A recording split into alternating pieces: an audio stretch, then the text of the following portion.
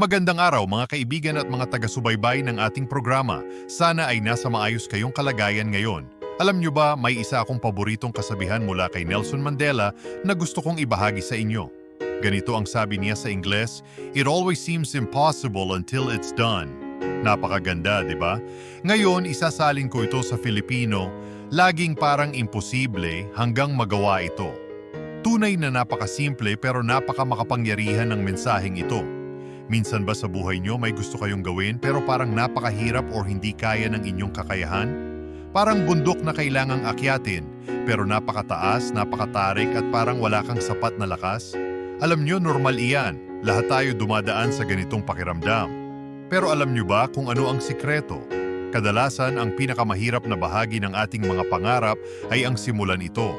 Parang pagpasok sa malamig na tubig, kailangan mo lang sumubok kahit paunti-unti. Kapag nakapagsimula ka na, ang bagay na dati parang imposible, bigla mong mararamdaman na unti-unting nagiging abot kamay. Kung titingnan natin ang buhay ni Nelson Mandela, hindi ba parang imposible ang ginawa niya? Ang magdala ng pagkakaisa sa isang bansa na hinati ng diskriminasyon at galit, pero ginawa niya ito. At ngayon, iniwan niya sa atin ang aral na kahit gaano kahirap ang isang bagay, ito ay posibleng magawa.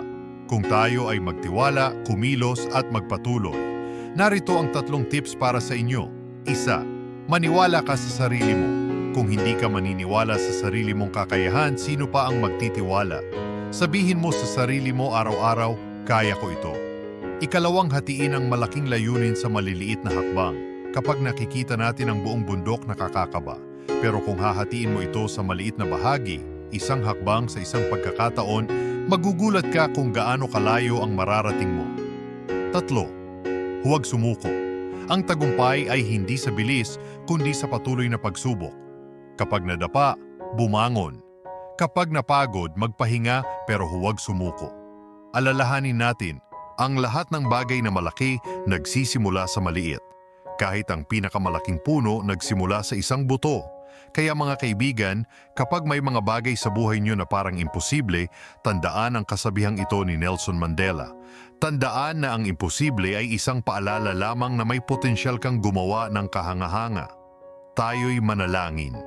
Panginoon, maraming salamat sa araw na ito. Salamat sa mga inspirasyon na nagbibigay lakas sa aming mga puso. Turuan mo kaming maniwala sa aming kakayahan magpatuloy kahit mahirap at huwag sumuko sa gitna ng hamon. Gabayan mo kami sa bawat hakbang at palakasin ang aming loob upang maabot ang aming mga pangarap. Amen. Maraming salamat sa inyong pakikinig. Lagi niyong tandaan, laging parang imposible hanggang magawa ito. Tuloy lang tayo.